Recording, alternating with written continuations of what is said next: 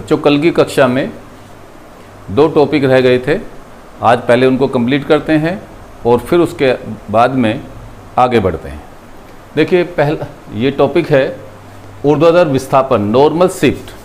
आपको मैंने एग्जाम्पल बताया था पिछली कक्षा में कि हमारे पास एक पानी से भरा बर्तन है और उसमें हमने कॉइन डाल दी, सिक्का डाल दिया, तो हमें वो तली और सिक्का दोनों उठे हुए दिखाई देते हैं। तो वो कितनी ऊपर उठे हुए दिखाई देते हैं, वो जो ऊर्ध्वाधर विस्थापन हुआ, ऊपर की ओर जो विस्थापन हुआ वस्तु का आभासी, वो कितना होगा, अपवर्तनांक पर कैसे निर्भर करेगा, वो आज हम आपकी इस प्रॉब्लम इसको आज हम इस वीडियो के माध्यम से दूर करेंगे। देखिए हमने ये कंसीडर किया कि एक ये बर्तन है और इस बर्तन में h गहराई पर, कितनी गहराई पर बच्चों, h गहराई पर एक द्रव भरा हुआ है और इसमें हमने एक सिक्का O डाल दिया, एक वस्तु O डाल दी। अब इससे प्रकाश की किरण चलेगी। इससे क्या चलेगी बच्चों, प्रकाश की किरण। ये वाटर है और जब ये वाटर से एयर में जाएगी, क्योंकि ऑब्जर्वर देखने वाला एयर में है, जब ये एयर में जाएगी तो अपने पथ से नॉर्मल से दूर हटेगी, पथ से विचलित होगी, इसका अपवर्तन होगा और ये नॉर्मल से दूर हटी। देखो ऐसे जा रही थी, ऐसे हटी। और ये कोण हमारा, ये आपतन कोण, क्योंकि ये अभिलंब हुआ इस बिंदु पर, आपतन बिंदु ये हुआ, और ये एंगल I और ये एंगल R। जब ये R बच्चों पूरा एंगल, तो ये पूरा angle R, vertically opposite angle. देखिए ये लंब और लंब से पूरा एंगल R, और जब ये R है बच्चों तो ये R हुआ, और जब ये I है तो ये I हुआ। क्लियर? तो लिखिए, माना O बिंदु वस्तु, माना O बिंदु वस्तु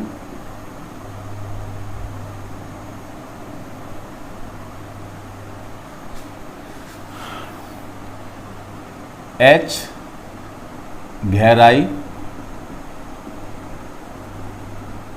पर द्रव में स्थित है, द्रव में स्थित है।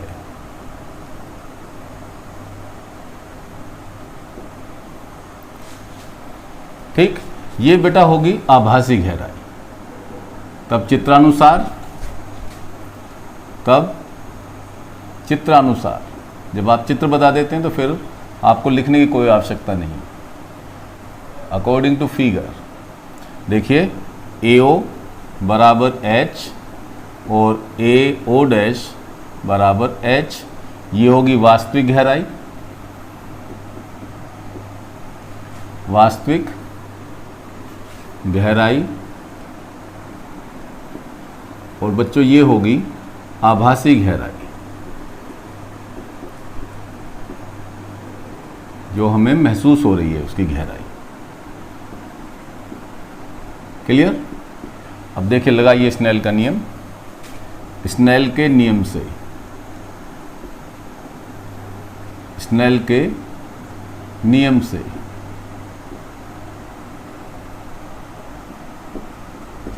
देखिए प्रकाश की किरण कहाँ से कहाँ जा रही है, वाटर से एयर में जा रही है, तो इसे हम कहेंगे बच्चों WNA, वाटर के सापेक्ष वायु का अपवर्तनांक। WNA बराबर sine I over sine R। चूंकि देखिए हमें जो द्रव का अपवर्तनांक दिया रहता है वो किसके सापेक्ष दिया रहता है, वो वायु के सापेक्ष दिया रहता है, तो इसलिए हम इसे कहेंगे, क्योंकि ANW बराबर किसके, उत्क्रमण नियम बताया था, बहुत इंपॉर्टेंट है वो, अक्सर याद लगेगा। तो WNA, तो क्या आ गया, ऐसा उल्टा कर दीजिए, sine R upon sine I। अब देखिए त्रिभुज AOP में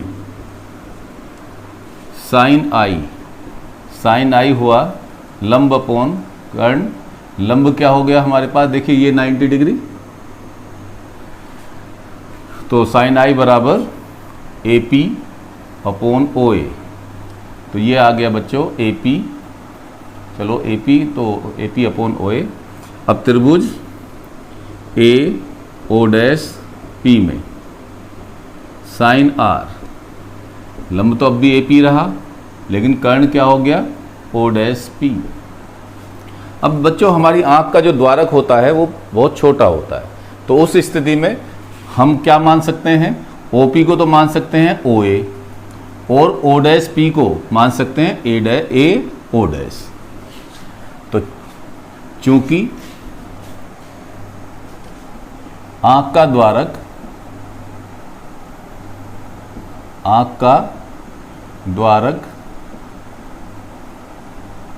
अत्यंत छोटा होता है,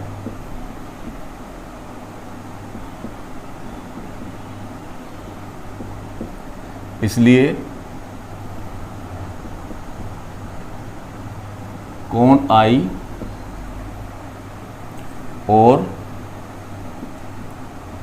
कोण आर भी सूक्ष्म होंगे।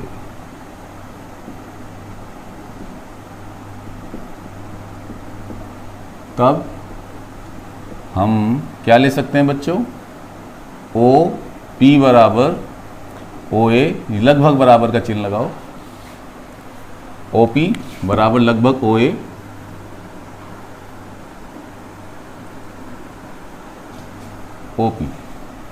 ओ पी लगभग बराबर ओ ए बराबर एच, और ओ डैश पी लगभग बराबर ओ डैश ए, क्योंकि एक ही बिंदु से दूरी है मानिए एच। तब देखिए ए एन डब्ल्यू बराबर साइन आई की वैल्यू रखिए, साइन आई की वैल्यू रखें, साइन आर की रखो पहले A P upon O dash P, और साइन आई की A P upon O P, A P से ए पी कैंसिल, तो ये आ गया O P upon O dash P. A N W को हम एन ही कहते हैं सीधा सीधा, तो एन बराबर ओ पी क्या है, कैपिटल एच, ये क्या हुई वास्तविक गहराई, ये क्या हुई बच्चों, वास्तविक गहराई। इसके बाद में ओ डैश पी क्या हुई बच्चों, स्मॉल एच, आभासी गहराई, आभासी गहराई। ठीक है, इस फार्मूले को हम याद रखेंगे, इस पे मैं आपको न्यूमेरिकल कराऊंगा। और ऊर्ध्वाधर विस्थापन, नॉर्मल शिफ्ट, ऊपर की ओर कितनी वस्तु शिफ्ट हो गई, ऊर्ध्वाधर विस्थापन, तो ये हुआ बच्चों कितना, ओ डैश बराबर क्या ले लेंगे हम इसे, ओ ए में से ए ओ डैश सब्ट्रैक्ट कर दीजिए, तो ये विस्थापन आ जाएगा। तो ये आया बच्चों हमारे पास ए ओ माइनस ए ओ डैश, ये हो गया कैपिटल एच और ये हो गया स्मॉल एच। तो ओ डैश क्या आ गया, एच कॉमन ले लीजिए, 1 माइनस एच अपॉन एच, और देख लो एच अपॉन एच एन का उल्टा ना हो जाएगा, तो ओ डैश बराबर H into 1 minus 1 upon N. तो इसका मतलब ऊर्ध्वाधर विस्थापन पर किसका प्रभाव पड़ता है, अपवर्तनांक का प्रभाव पड़ता है। क्लियर हुआ ये कंसेप्ट। चलिए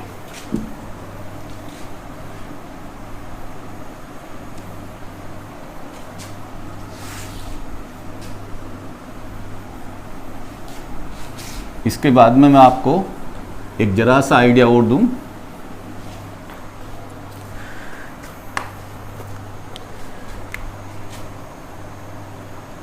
अपवर्तनांक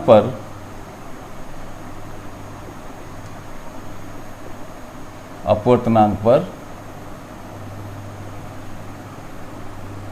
तरंग धैर्य का प्रभाव।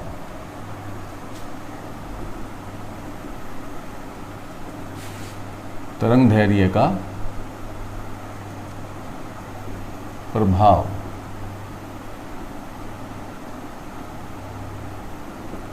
Effect of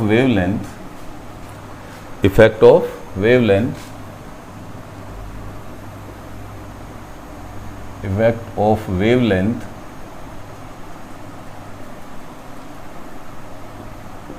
on refractive index.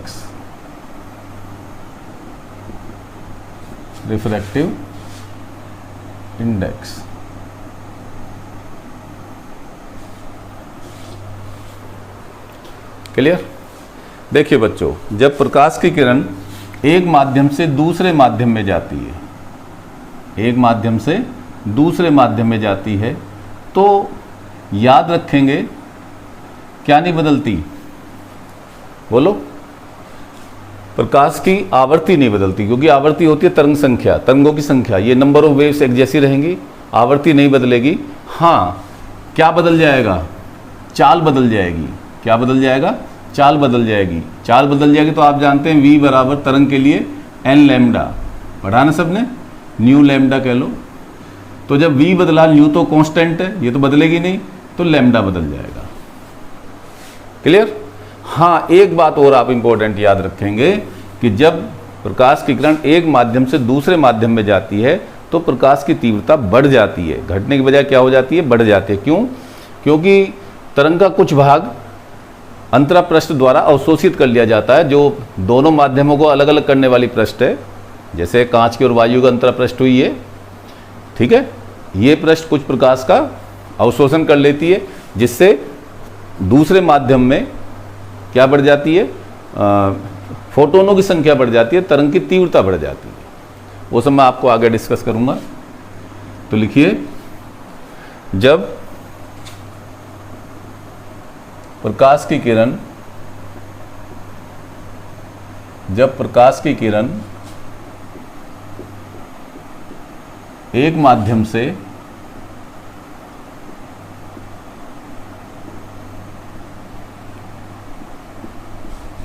दूसरे माध्यम में जाती है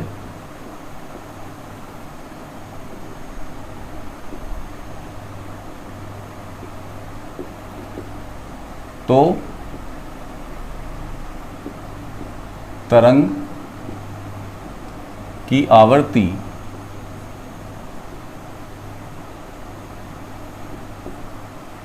नहीं बदलती।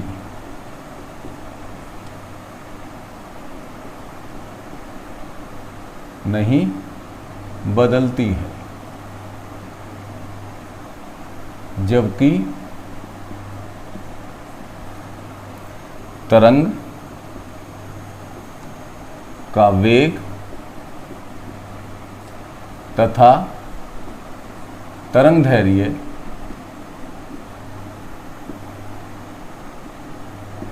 बदल जाता है।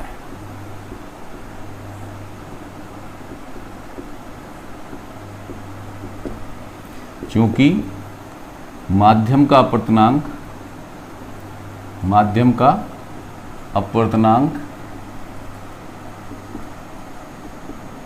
क्या होता है बच्चों? n बराबर, यदि ये निर्वात है, वायु है, तो c/v।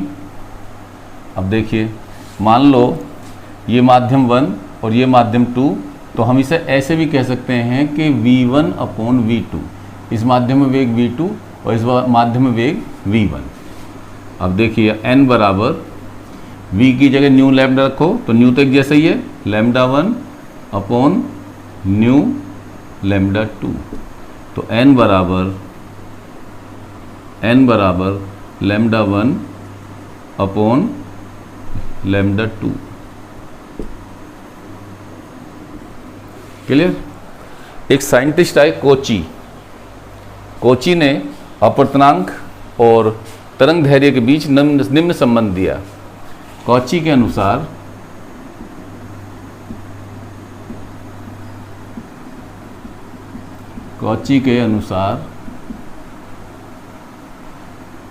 n बराबर a+b/λ², जहां a और b नियतांक है,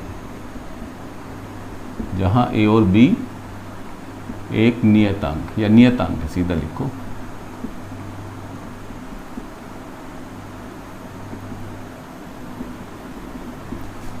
ठीक है। अब इसके बाद में देखिए, इस पर भी बहुत ज़्यादा प्रश्न पूछे जाते हैं कि मछली द्वारा देखा गया संसार। मछली जल में रहती है, सब जानते हैं, बाहर तो जीवित रहती नहीं। तो जब मछली ऊपर मुंह उठा के देखती है तो वो कितना अधिक से अधिक संसार देख सकती है, या किसी प्रकाश स्रोत का दृष्टि क्षेत्र कितने में प्रकाश स्रोत प्रकाश फैला सकता है जब वो द्रव में होता है। तो हेडिंग डालिए,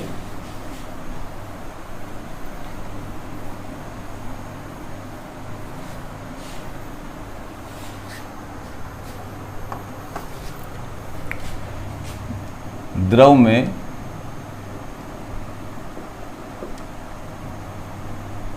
प्रकाश स्रोत का,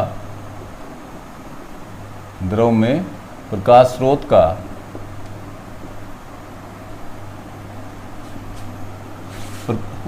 प्रकाश क्षेत्र अथवा मछली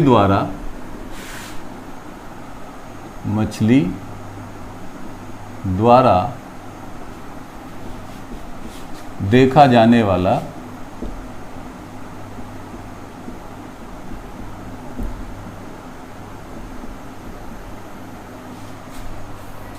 संसार। एक ही है, मैं इस पर न्यूमेरिकल करा के और आपको क्लियर कर दूंगा।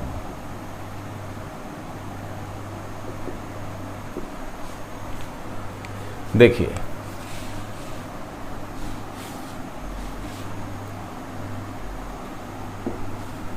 ये बच्चों हमारे पास एक मछली है या कोई बल्ब है, यहाँ पर मछली और बल्ब एक जैसी बात है, ये ऐसे, और इसकी गहराई मान लो द्रव की h है। ये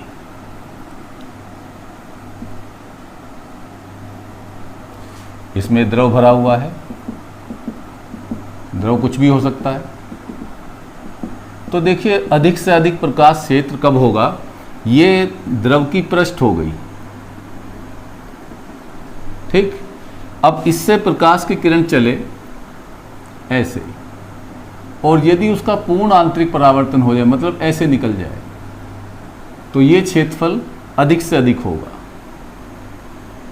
और ये बच्चों क्या हुआ, एक शंकु का पृष्ठ हो गया, शंकुआकारी तो हुआ, ऐसे प्रकाश निकला।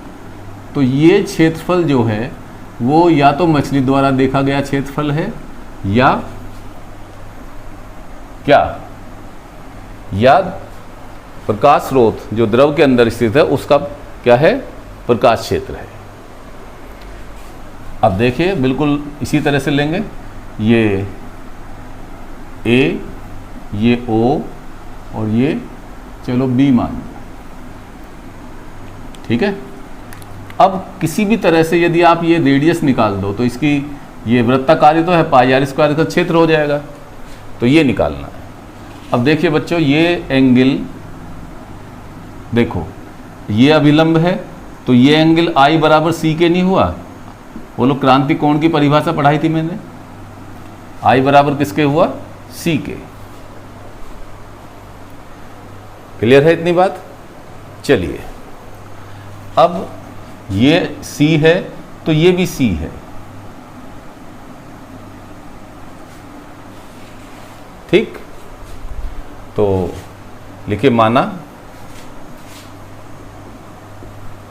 n अपवर्तनांक के, माना n अपवर्तनांक के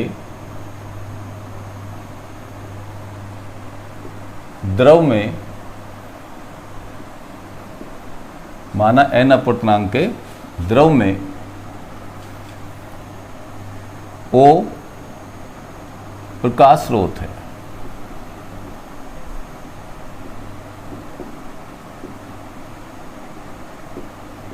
तो अधिकतम प्रकाश क्षेत्र के लिए, अधिकतम प्रकाश क्षेत्र मतलब जितने क्षेत्र से प्रकाश निकले, अधिकतम प्रकाश क्षेत्र के लिए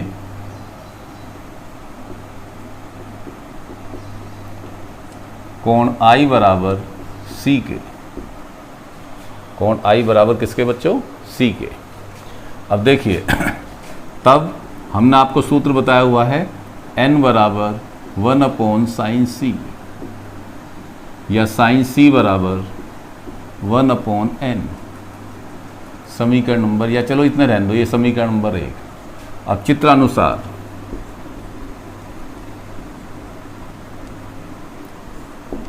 देखिए ये है h और ये देखिए sin c बराबर, ये r है, ये 90 डिग्री, तो ये कितना हुआ, कर्ण हुआ ना, ये √r² प्लस h²।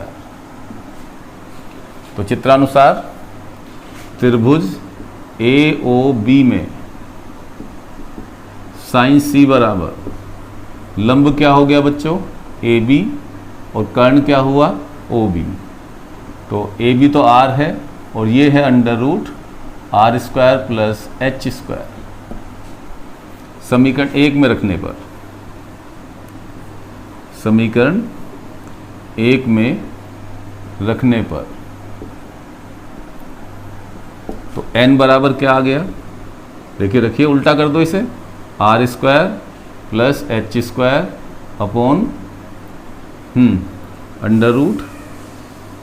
√r। वर्ग करने पर, दोनों ओर वर्ग करने पर, दोनों ओर वर्ग करने पर करिए बच्चों वर्ग, क्योंकि हमें तो r की वैल्यू निकालनी है। तो ये आ गया हमारे पास n² बराबर r² plus h² upon r²। तिरछी गुणा करो तो n² r² बराबर r² प्लस h²। इसको इधर लाओ, n² r² माइनस r² बराबर h²। r² common, n² minus 1 बराबर h²। तो r² क्या आ गया, h² अपॉन n² माइनस 1। तो प्रकाश क्षेत्र क्या आ गया, प्रकाश स्रोत का प्रकाश क्षेत्र, तो ये आ गया बच्चों हमारे पास a बराबर πr²। अब r² का मान तो हमने निकाल लिया, ये तो a बराबर क्या आया, पाई h² अपॉन n² माइनस 1। लेकिन बच्चों इससे हम फार्मूले को डायरेक्ट अप्लाई नहीं कर सकते, क्योंकि ये तो मैंने निकाला है, आप ऐसे ही क्वेश्चन करेंगे सारा, ठीक है।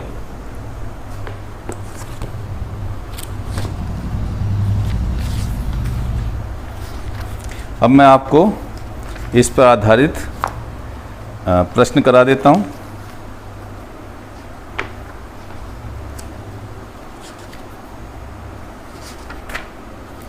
आप ये नोट कर लीजिए तेजी से।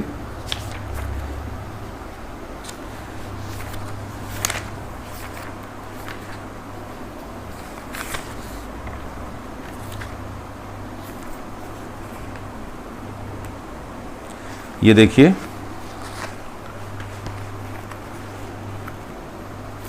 ये 2018 में आया हुआ प्रश्न है। देखिए,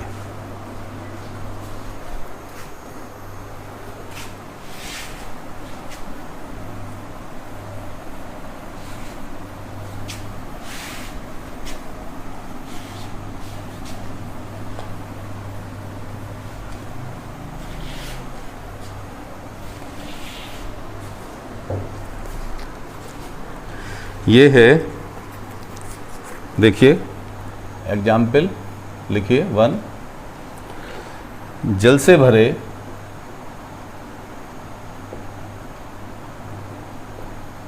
भरे 40 सेंटीमीटर गहराई के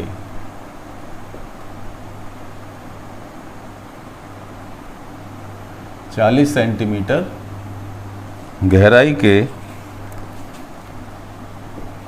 किसी टैंक की तली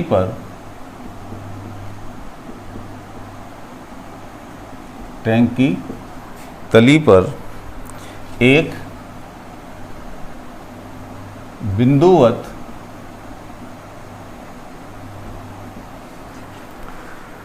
प्रकाश स्रोत रखा है। प्रकाश स्रोत रखा है। ठीक है। जल के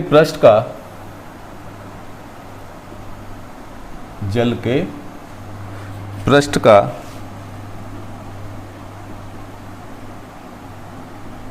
वह अधिकतम, वह चलो क्षेत्रफल लिख लो, वह क्षेत्रफल ज्ञात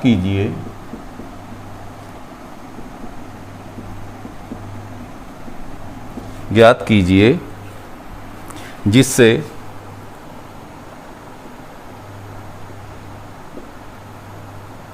प्रकाश निर्गत होगा।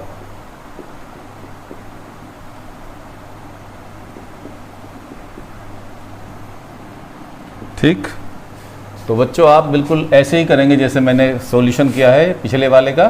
बिल्कुल आप इसका ऐसे ये बनाएंगे फिगर, इस फिगर में सेम बनाओ। ये बिंदु वस्तु दिखा लेंगे, ये इसकी गहराई h का मान कितना दिया 40 सेंटीमीटर, और ये इस तरह से ये इसका प्रकाश क्षेत्र होगा। और बिल्कुल सारा इसे यहाँ तक करते हुए लाइए, बिल्कुल एज इट इज़। इसमें हमें क्या गिवन है, h बराबर गिवन है, h गिवन है 40 सेंटीमीटर, और जल है ये लिख रखा, जल का अपवर्तनांक 4/3, जल का अपवर्तनांक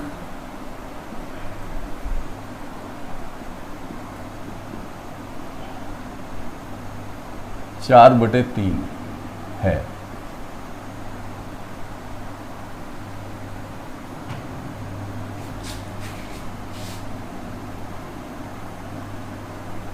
देखिए बच्चों, बिल्कुल सारा करते हुए जैसे मैंने थ्योरी कराई है अभी, सारा करते हुए लाइए, माना से लेके सब कुछ, और यहाँ तक लिए ये r बराबर r² बराबर, अभी मैंने क्या कराया आपको, h/n² - 1 कराया नहीं कराया।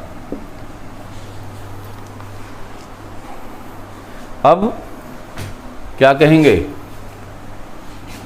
कि जल से निर्गत प्रकाश का क्षेत्रफल, जल से निर्गत प्रकाश का क्षेत्रफल,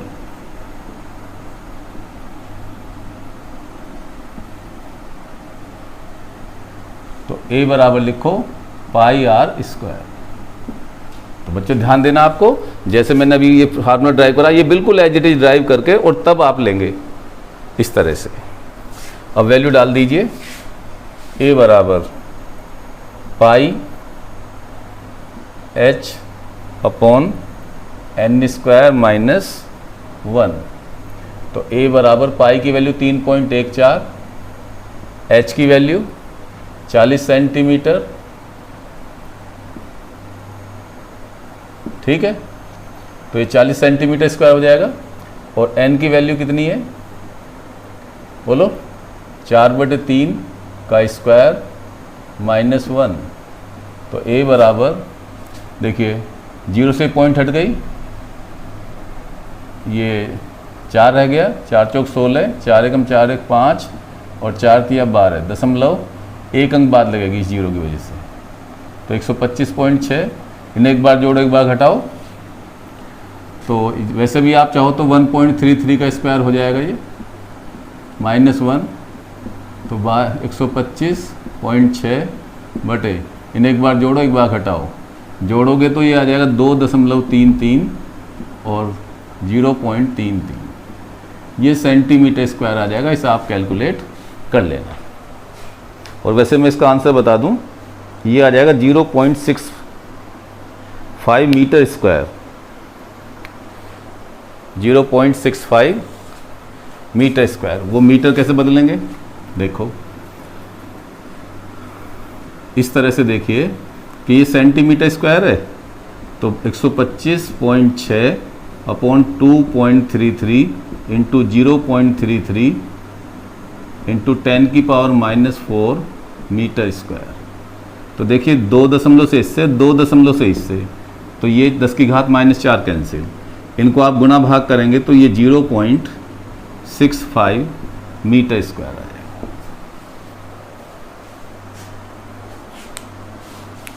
ओह सॉरी, ये पाई एच स्क्वायर था। क्या था? पाई एच स्क्वायर था। तो 40 और करिए यहाँ, इंटू 40 इंटू 40 इंटू 40।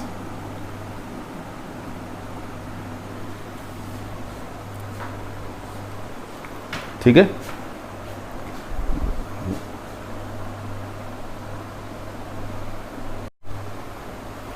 अब देखिए, इस पर आधारित मैं एक प्रश्न कराता हूं। ये एग्जाम्पल ये 2018 में पूछा गया हमसे, तो ताज़ा ही क्वेश्चन है। ये कह रहा है जल से भरे 40 सेंटीमीटर गहराई के किसी टैंक की तली पर एक बिंदुवत प्रकाश स्रोत रखा है। जल के पृष्ठ का वह क्षेत्रफल ज्ञात कीजिए जिससे प्रकाश निर्गत होगा। जल का अपवर्तनांक 4/3। बिल्कुल आप इसे एज इट इज करेंगे जैसे मैंने अभी ये कराया है। तो आप क्या बनाएंगे? एक इस तरह से टैंक बना देंगे और टैंक की गहराई आप दिखा देंगे 40 सेंटीमीटर, ये इस तरह से H, और यहाँ प्रकाश स्रोत दिखा देंगे ये H बराबर 40 सेंटीमीटर। और प्रकाश इससे क्षेत्रफल कैसे होगा, निकलेगा ऐसे निकलेगा, और ये आप उसका क्षेत्रफल इस तरह से दिखा देंगे ऐसे, ये A, ये P और ये R। तो बिल्कुल आप जैसे मैंने कराया माना से लेके और यहाँ तक एज इट इज करते लाएंगे। जो मैंने निकलवाया था R² बराबर, या डायरेक्ट ही कर दो कि प्रकाश स्रोत से निर्गत पृष्ठ का क्षेत्रफल,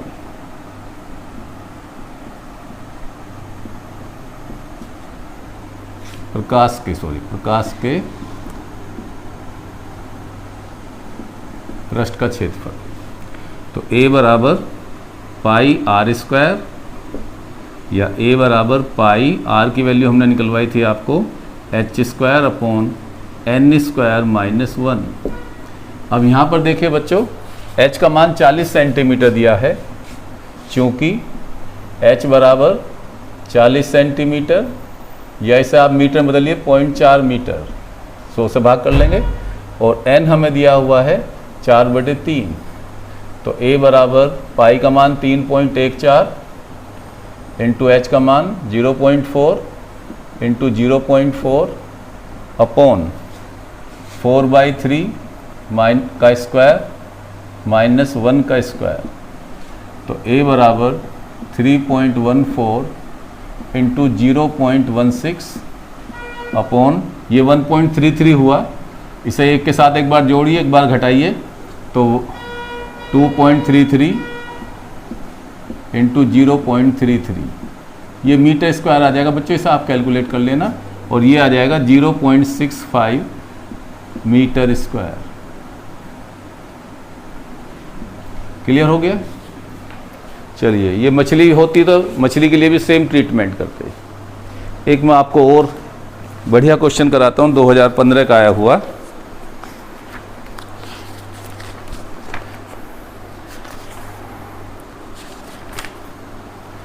ये देखिए 2017 का आया हुआ क्वेश्चन, सॉरी।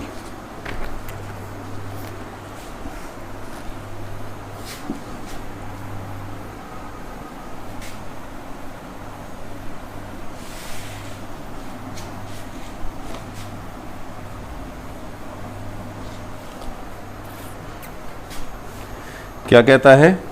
प्रकाश किरण प्रिज्म के पृष्ठ, चलो मैं लिख देता हूँ एग्जाम्पल 2, ये 2017 की प्रॉब्लम है। बोर्ड की प्रॉब्लम आप कोई नहीं छोड़ेंगे, जितनी बोर्ड में आई प्रॉब्लम मिलें किसी भी बुक में वो सब करिए, जो ना होता है मुझसे पूछिए।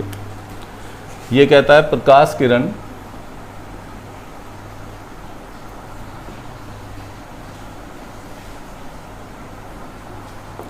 प्रिज्म के पृष्ठ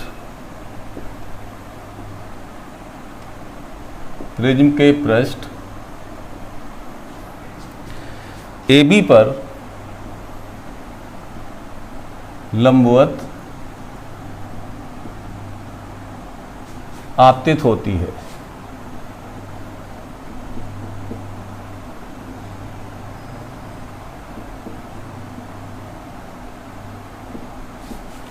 ठीक है, जैसा कि चित्र में दिखाया गया है, जैसा कि चित्र में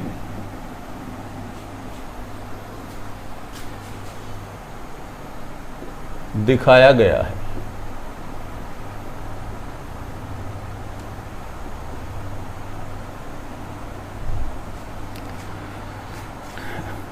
n अपवर्तनांक का द्रव,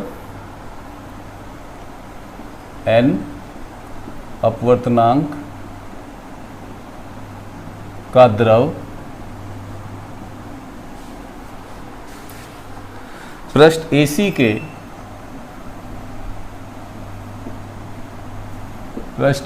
के ऊपर रखा जाता है।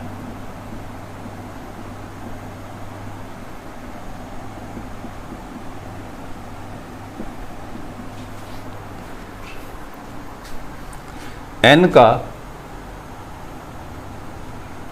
वह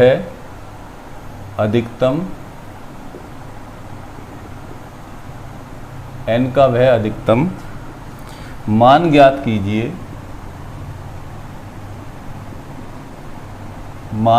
कीजिए जिससे पृष्ठ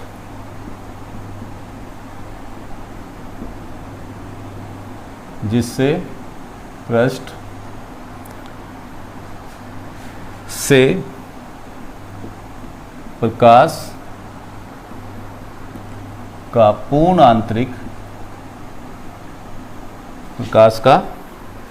आंतरिक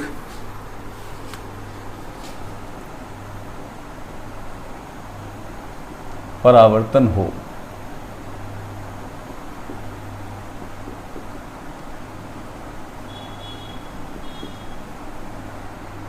ठीक है, प्रिज्म का अपवर्तनांक,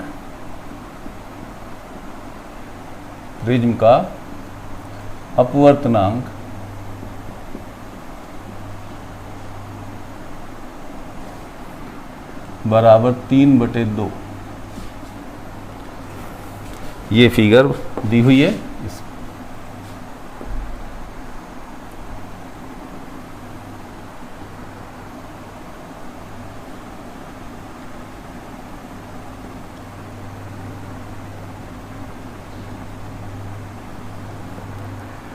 ये A, ये C और ये B, और इसके ऊपर ये द्रव दिखाया हुआ है।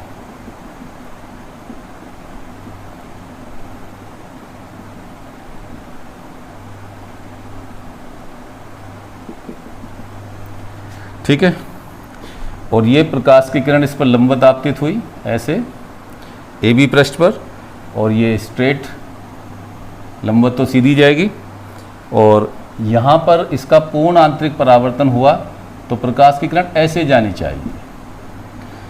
ये एंगल 60 दे रखा है, ये 30, तो ये 90 है त्रिभुज है।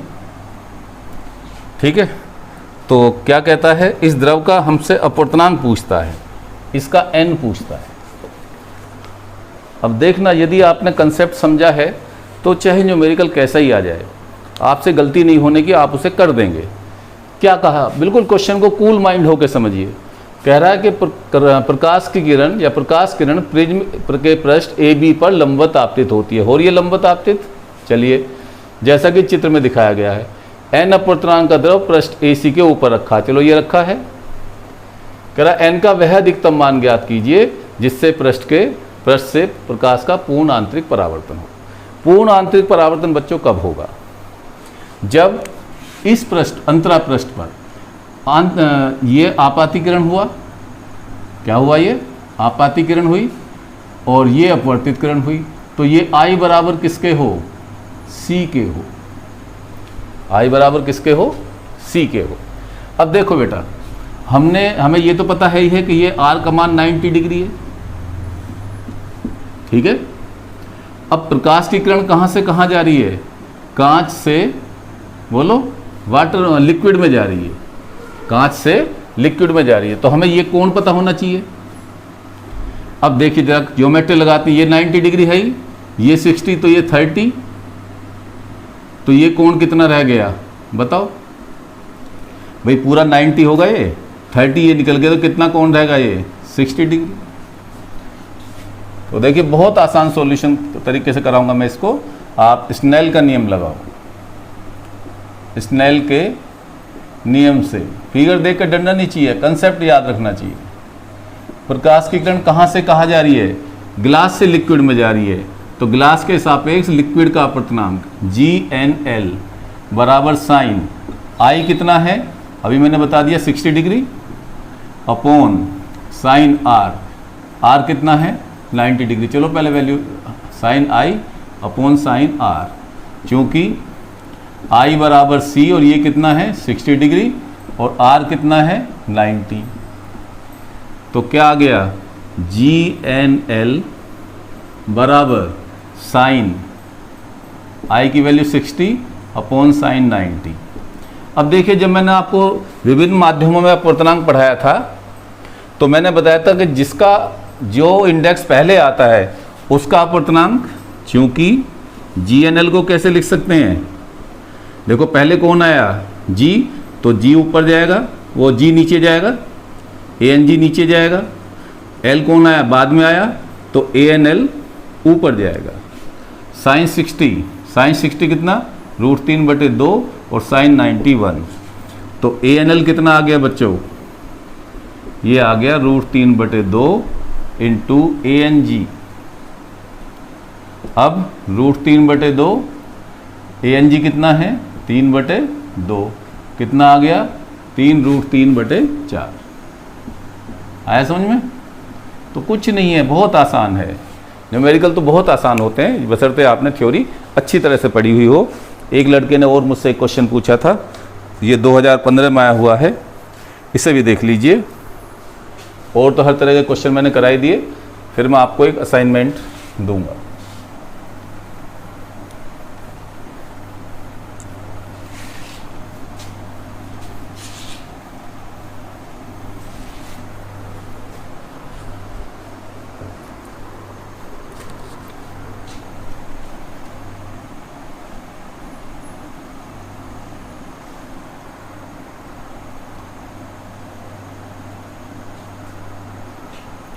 ये देखिए क्वेश्चन एग्जाम्पल 3, 3 सेंटीमीटर लंबाई की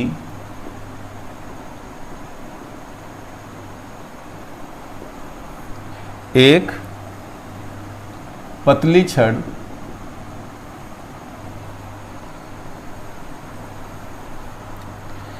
9 सेंटीमीटर ऊंचाई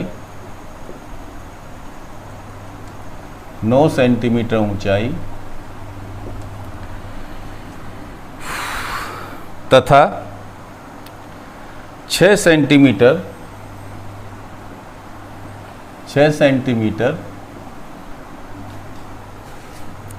व्यास वाले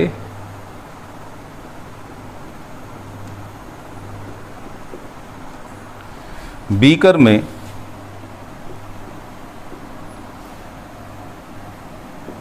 चित्रानुसार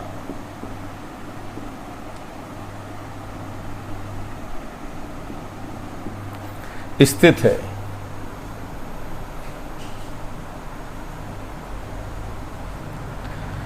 जिसका ऊपरी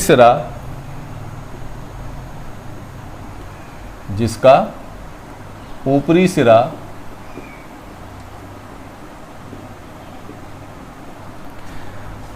प्रेक्षक O द्वारा देखा जाता है।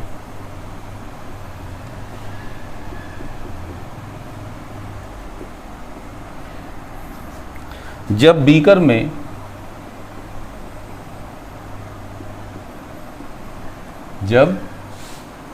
में 6 सेंटीमीटर की ऊंचाई तक 6 सेंटीमीटर की ऊंचाई तक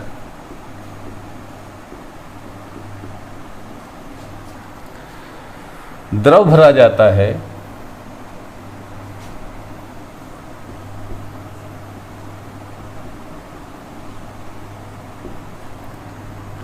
तब प्रेक्षक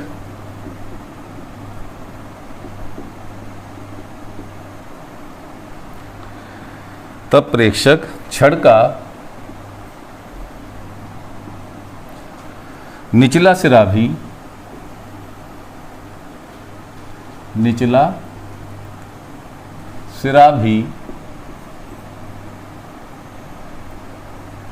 देख पाता है।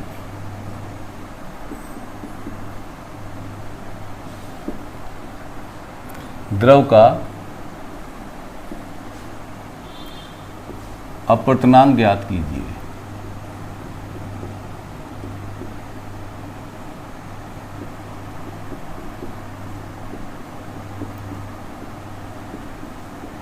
ये 2015 में पूछा हुआ प्रश्न है, अच्छा क्वेश्चन है। ये बच्चों ये एग्जाम्पल है, ये भी बहुत इंपॉर्टेंट एग्जाम्पल है। क्या कहता है, 2015 में आया हुआ, एक लड़का पूछ भी रहा था आपके ग्रुप में। 3 सेंटीमीटर लंबाई की एक पतली छड़ 9 सेंटीमीटर ऊंचाई 6 सेंटीमीटर व्यास वाले बीकर में रखी है। मतलब ये बीकर है, इसका व्यास 6 सेंटीमीटर ये, और ऊंचाई कितनी 9 सेंटीमीटर, इसमें 3 सेंटीमीटर लंबी छड़ रखी है, जिसका ऊपरी सिरा प्रेक्षक O द्वारा देखा जाता है। ये प्रेक्षक O है, इसके द्वारा ये देखा जा रहा है। कह रहा जब बीकर में 6 सेंटीमीटर की ऊंचाई तक द्रव भरा जाता है, तब प्रेक्षक छड़ का निचला सिरा भी देख पाता है। अब इसमें बच्चों क्या भर दिया, द्रव भर दिया, तो द्रव भरने से क्या हुआ, प्रेक्षक निचला सिरा भी देख पा रहा है। अब निचला सिरा वो कब देख पाएगा प्रेक्षक, तो समझिए जरा ध्यान से। ये दूसरी फिगर बनाइए आप इस तरह से, सॉल्यूशन लिखेंगे पहले तो।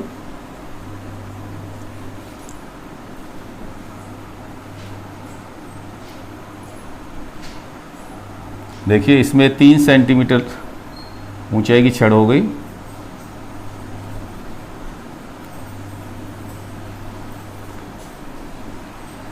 ये 3 सेंटीमीटर, और 6 सेंटीमीटर ऊंचाई तक द्रव भरा, तो ये 3 सेंटीमीटर ये हो गई छड़ से, यहां तक द्रव भरा।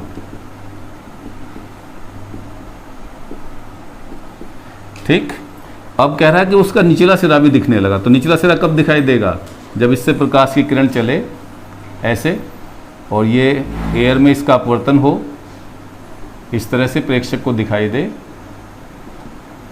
तो ये इसे यहाँ से दिखनी चाहिए ऐसे। मतलब, और मैं इसे फिगर को थोड़ा क्लियर कर देता हूँ कि जब ये एयर में जाए तो ऐसे जाए, और प्रेक्षक को ऐसे इसकी ये सिरे से आती दिखाई दे ऐसे। अब देखना बच्चों, देखिए ये तो 6 सेंटीमीटर हो गई, द्रव भरा 6 सेंटीमीटर,